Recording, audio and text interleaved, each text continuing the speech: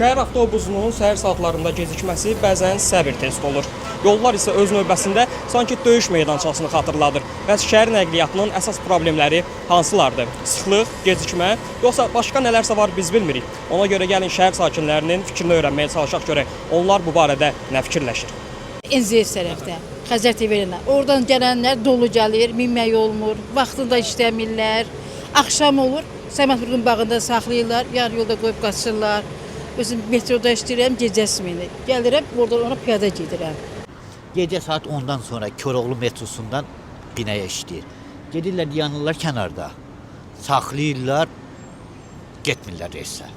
Saxlayarlar, öz vaxtlarını gözləyirlər. Yarımdan sonra gedirlər Qaracaya. Yəni işlətmirlər, getmirlər reysə. İnterval gecikir, avtobus bərbad vəziyyətində. Olmur, avtobus olmur. 10-11-dən sonra avtobus olmur. Koroğludan Yüzü binaya.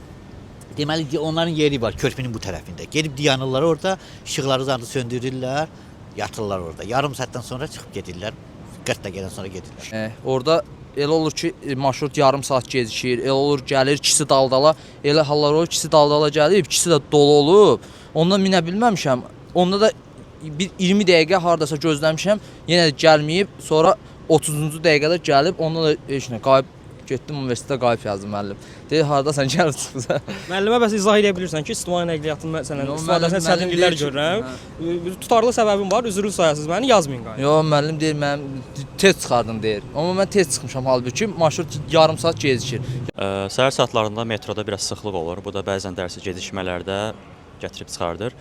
Bu da əlbəttə tələbə üçün pisdir ki, səhərsi gün biz gəlirik dərsə qayıb alırıq, sonra qayıb limitinə gəlib kəsilirik. Yəni bu da bir çox fəsadlar var biz tələbələr üçün.